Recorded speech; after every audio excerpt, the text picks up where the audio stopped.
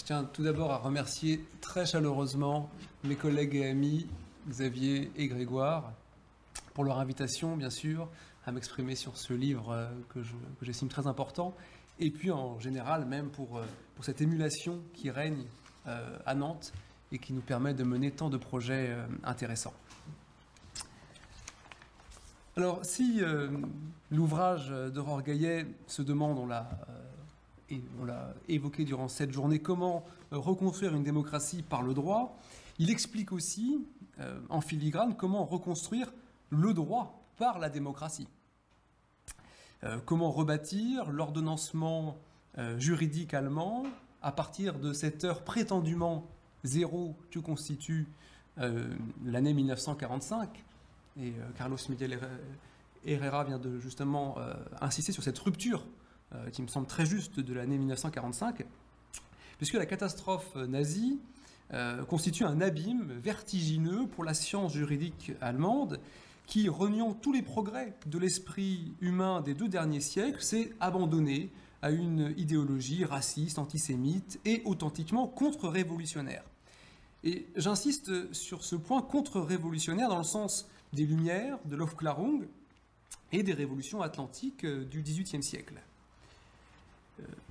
Par exemple, en avril 1933, Joseph Goebbels déclarait « Nous avons effacé l'année 1789 de l'histoire allemande ». C'est très lourd de sens. L'année suivante, Alfred Rosenberg affirme qu'avec la Révolution nationale-socialiste, la philosophie et la pensée juridique de la Révolution française prennent fin. Donc cet effacement ne concernait pas seulement les principes de la Révolution, comme la liberté et l'égalité, il s'agissait également d'extirper du droit germanique tous les éléments identifiés comme extérieurs, à l'instar de l'éthique judéo-chrétienne ou du droit romain perçu comme individualiste et matérialiste, qu'on accusait d'avoir dénaturé un droit prétendument nordique. Donc après ce dévoiement du droit par le régime nazi, la loi fondamentale de 1949 et la Cour constitutionnelle fédérale avaient pour mission de redorer le blason du droit allemand en renouant avec les principes démocratiques et libéraux. Et la tâche n'était pas mince dans un pays où la magistrature s'était largement compromise. Par exemple, en 1957, 77% des hauts fonctionnaires du ministère de la Justice étaient d'anciens membres du parti nazi. Donc après avoir subi la révolution culturelle nazie, pour reprendre le titre du livre de Johann Chapoutot, les magistrats ont accompli un virage intellectuel presque sans précédent, à mon sens, dans l'histoire de la pensée juridique européenne. Il leur fallait recueillir l'héritage des Lumières pour éviter tout retour possible du totalitarisme. Alors, en ma qualité d'historien du droit moderne et contemporain, et davantage versé, vous l'avez compris, dans le XVIIIe siècle, grande période de naissance du constitutionnalisme, ma lecture du livre d'Aurore Gaillet se propose d'analyser ce qu'on pourrait appeler l'héritage des Lumières, c'est aussi le titre d'un livre d'Antoine Lilti, des valeurs de l'Aufklärung auprès de la Cour constitutionnelle fédérale, en évoquant plusieurs thématiques liées à la culture et à la pensée juridique de l'époque, mais également à sa jurisprudence. La première remarque que je souhaite formuler concerne la localisation de la Cour, Karlsruhe. Géographiquement, loin de l'agitation politique de Berlin, et dans le premier chapitre du livre, Aurore Gaillet rappelle que l'installation de la Cour à Karlsruhe, par la loi du 4 mai 1951, résulte d'un simple hasard de lieu. Il s'agissait alors d'attendre un éventuel retour à Leipzig, alors en zone d'occupation soviétique. Et ce choix de détacher les sièges juridictionnels de la capitale politique s'inscrit évidemment dans une ancienne tradition germanique remontant au Saint-Empire. Alors une telle pratique tranche au regard d'un Français avec la centralisation où toutes les hautes juridictions sont concentrées à Paris dans un espace de quelques kilomètres carrés.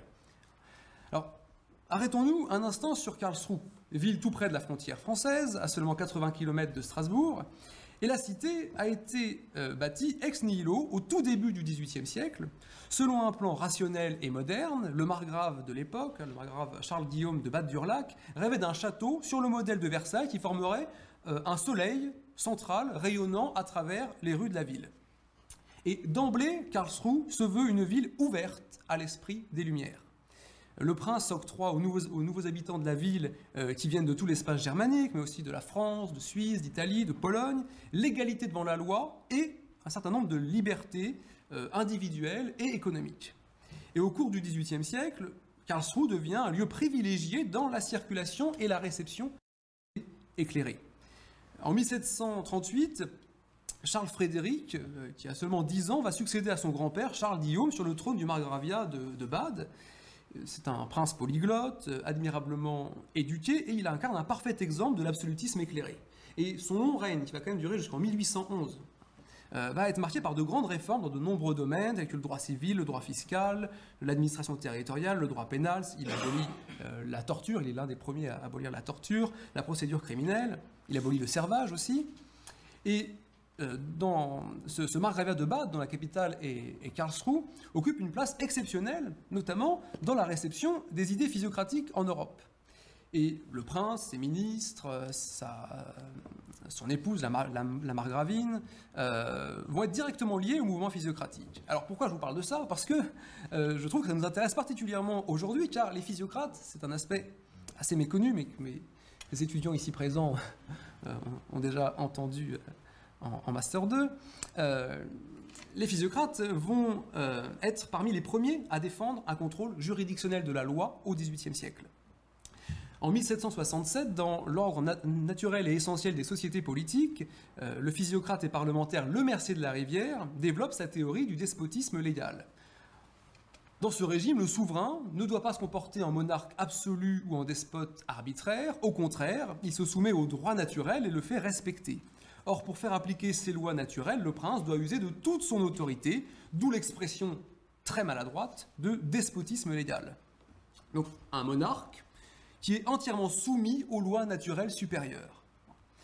L'activité législative du souverain, dénuée de toute forme de volontarisme, consiste alors à traduire les règles naturelles en normes positives.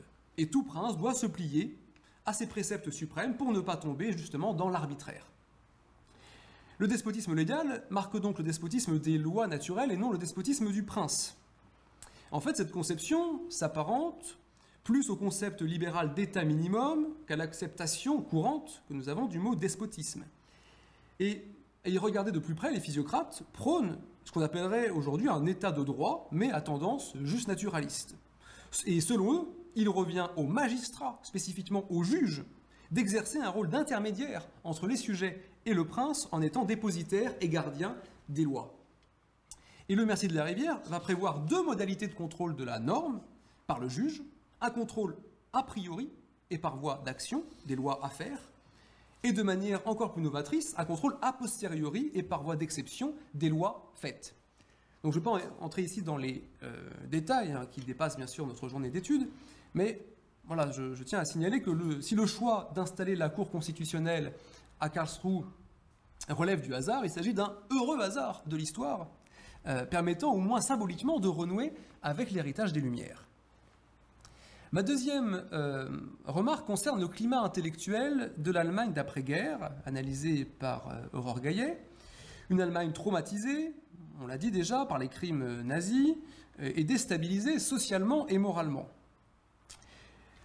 Dans ce contexte, une partie importante des juristes allemands ressent le besoin d'un ancrage métaphysique, d'une réunion de la morale et du droit, un dépassement de la séparation entre l'être, Sein, et le devoir-être, Sollen, distinction développée par Hans Kelsen, mais déjà présente, et Kelsen l'avait repris à Kant, qu'il avait lui-même repris à Hume. Et pour certains magistrats, le livre le montre très bien, comme Hermann Vankhoff, premier président de la Cour fédérale de justice dans les années 50, le positivisme, axiologiquement neutre et formaliste, est alors l'ennemi à abattre. Et il convient de renouer avec le droit naturel. Et ce dernier n'hésite pas à fonder quelques-unes de ses décisions conservatrices sur l'argument de l'ordre de droit naturel. Cependant, le renouveau du droit naturel défendu par cette génération de juristes s'inscrit-il, on peut se le demander, dans l'héritage des Lumières? Alors, pas complètement, car tout dépend, encore une fois, c'est bien le problème du juste naturalisme, ce que l'on entend derrière le droit naturel. Si la réhabilitation du juste naturalisme moderne, celui des droits de l'homme, qui estime que chaque être humain possède des droits du seul fait de sa naissance, marque en quelque sorte une réconciliation avec l'esprit de l'Aufklärung, celui mis en avant par des juridictions comme la Cour fédérale de justice est néanmoins très différent. Il s'agit d'un justnaturalisme d'orientation catholique, néo-thomiste et conservateur, assez éloigné des revendications émancipatrices et libérales. Ce droit naturel est d'ailleurs souvent utilisé pour limiter les évolutions sociétales et défendre une conception traditionnelle, par exemple, de la famille ou du rôle de la femme. Et Aurore Gaillet souligne bien l'instrumentalisation politique de ce débat. Le fait pour les magistrats et la doctrine de mettre en avant le justnaturalisme en rangeant le droit nazi, ou plutôt son non-droit, dans la catégorie du positivisme. Et cela apparaît certainement outrancier, et ce au moins à 2 titres. Premièrement, c'est bien sûr oublier le rejet viscéral des nazis eux-mêmes pour le positivisme, en particulier le normativisme de Hans Kelsen, qui, rappelons-le, fut contraint, comme toute une génération d'intellectuels juifs, de fuir l'Europe vers les États-Unis. Et sous le Troisième Reich, toutes les garanties du positivisme, comme les procédures susceptibles de limiter la puissance de l'État, furent neutralisées, comme l'a étudié Olivier Jean-Jean. Deuxièmement, c'est passer sous silence les tendances justnaturalistes de la pensée nationale-socialiste. En effet, les juristes du Troisième Reich ne rejettent pas la nature en tant que telle. Ce qu'ils dénoncent, c'est une nature universelle, au sens de nature humaine, une humanitas, qui ferait fi des différences raciales. Ils soutiennent au contraire une nature particulière, une nature biologique, ethnique, un droit de la communauté du sang qui tend à diviser les hommes au lieu de les unir. L'historien du droit nazi, Kunzberg, explique ainsi en 1936 que tout juriste qui se respecte doit se faire aussi ethnologue afin de revenir aux origines naturelles, dit-il, du droit germanique. De même, il convient selon lui de réhabiliter l'affect, l'instinct naturel comme source du droit. Le droit de la nature des nazis est en somme d'inspiration darwinienne, c'est un droit à la survie du plus fort. Le fort a le droit d'écraser le faible puisque c'est la nature, puisque c'est fait comme ça. Donc impossible de considérer sérieusement le droit national-socialiste comme un pur produit du positivisme. Dans les années 1950, la Cour constitutionnelle, bien qu'attirée par cet argument justnaturaliste que je viens d'évoquer, eut la clairvoyance de refuser de se fonder sur un ordre naturel supérieur et ouvra, Aurore le dit très bien, une intéressante troisième voie entre le justnaturalisme et le positivisme. C'est le cas dans le fameux arrêt Lutz qui a été évoqué ce matin de 1958, qui crée la notion d'ordre objectif de valeur. Cette notion aboutit en quelque sorte à domestiquer le droit naturel en lui imposant une base positive. Et les pages consacrées à l'arrêt Lutz dans l'ouvrage sont, à mon sens, remarquables et démontrent parfaitement à quel point le droit supralégal devint un terrain d'affrontement idéologique dans l'Allemagne d'après-guerre, avide d'instruments intellectuels permettant de tirer un trait définitif sur l'ère nationale-socialiste. Alors plus généralement, le lecteur français peut être dérouté par l'affiliation assumée de certains juges, l'affiliation politique de la Cour constitutionnelle. Et cette transparence qu'on retrouvait déjà aux États-Unis, notamment au sein de la Cour suprême, démontre que la justice constitutionnelle est un droit politique, est un ius politicum. Comme le montre Aurore Gaillet, le travail de la Cour est à la lisière du droit et de la politique. Ce qui fait de cette institution un acteur démocratique de premier plan au sein de la République fédérale. Et c'est vrai que le lecteur français a, avouons-le, quelque peu honte parfois lorsqu'il découvre le fonctionnement de la Cour de Karlsruhe, car en comparaison, le Conseil constitutionnel ne fait pas la figure, notamment par exemple sur la composition. Aurore l'a rappelé ce matin, la Cour allemande est souvent composée, notamment dans la période récente, de juges professeurs. En 2021, 9 sur 16. En France, la situation est inversée, on a 0 juges professeurs sur 9.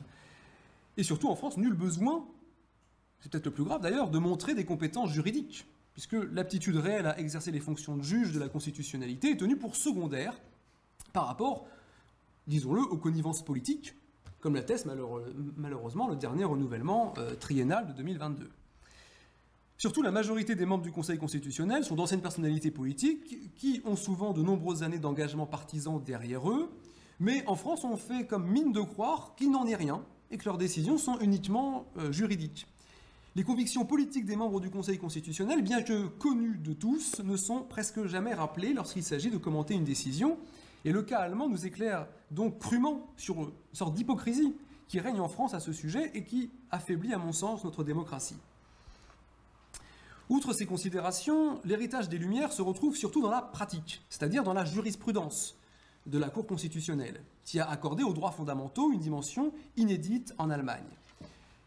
D'une manière générale, il convient pour les magistrats de renouer avec tous les ismes dangereux issus de l'Aufklärung qui avaient été agités comme des épouvantails par les juristes nazis, le libéralisme, l'individualisme, l'universalisme, l'égalitarisme, l'humanisme. Le premier principe réhabilité par le nouvel ordre de valeurs est bien sûr la dignité humaine et son caractère intangible, on l'a évoqué ce matin, reconnu par l'article 1er de la loi fondamentale de 1949 et qui constitue un véritable fil rouge pour les magistrats, la dignité étant indisponible à toute limitation et structurant, d'après Olivier Jean-Jean, l'ensemble du droit et des droits. Deuxièmement, la liberté individuelle. Face au slogan nazi « Tu n'es rien, ton peuple est tout », il s'agit de réhabiliter pour les magistrats l'individu comme sujet de droit et titulaire de liberté. Le droit fondamental à la liberté d'expression est reconnu dans le fameux arrêt Luth, et cet arrêt, j'ai trouvé ça très intéressant, se réfère directement à l'article 11 de la Déclaration des droits de l'homme et du citoyen de 1789, à la Déclaration française, comme argument d'autorité pour démontrer combien cette liberté conditionne l'existence même d'une démocratie. Il en est de même pour la liberté de la presse et des médias, qui est précisée par l'arrêt télévision de 1961, lorsque le chancelier Adenauer voulut lancer une télévision gouvernementale et que la Cour jugea ce projet inconciliable avec la liberté de la presse. Et cet arrêt est devenu, selon l'expression d'Aurore Gaillet, une véritable magna carta du droit de l'audiovisuel en Allemagne. Finalement, dans les années 50, il revient à la jeune Cour constitutionnelle de détailler les grandes libertés reconnues par la loi fondamentale de 1949, et ce, dans différentes décisions qui me semblent vraiment très très importantes. Et le troisième principe réactivé, c'est l'égalité. L'égalité sous toutes ses formes, reconnue par l'article 3 de la loi fondamentale, l'égalité devant la loi tout d'abord, est précisée par l'arrêt État du Sud-Ouest de 1951, la première grande décision de la Cour, l'égalité entre les hommes et les femmes ensuite, est largement promue par la Cour dans l'arrêt Égalité des sexes de 1953. Mais cependant, cette jurisprudence éclairée connaît aussi des limites. Une exception particulièrement symbolique, qui a été évoquée ce matin par Aurore, reste l'arrêt homosexuel de 1957, très bien étudié d'ailleurs au sein de l'ouvrage, et la Cour atteste là d'une attitude réactionnaire et conservatrice qui se fonde sur des considérations prétendument morales et biologiques pour valider une pénalisation de l'homosexualité masculine remontant à 1871, mais largement aggravée par le régime nazi. Alors, outre cette exception notable, il faut reconnaître que la Cour constitutionnelle fédérale a principalement développé une jurisprudence offensive destinée précisément à reconstruire la démocratie par le droit en détaillant les garanties et les procédures offertes aux justiciables, faisant ainsi sienne la formule du juriste prussien Jhering, ennemi juré de l'arbitraire, la forme est la sœur jumelle de la liberté. Alors une question se pose néanmoins. S'agissait-il vraiment pour la Cour de reconstruire ou plutôt de construire la démocratie? C'est une question qui a été moins évoqué déjà.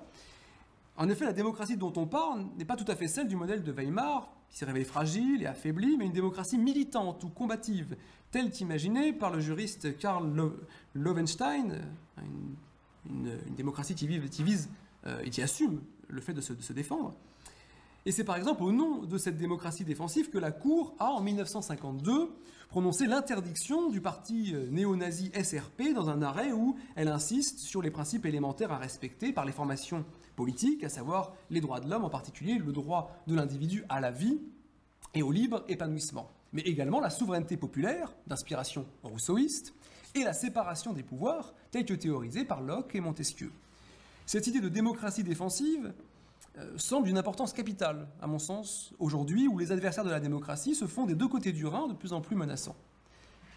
Cette période de renaissance des libertés marque aussi un retour à Kant, grand penseur de l'Aufklärung s'il en est, et à son impératif catégorique.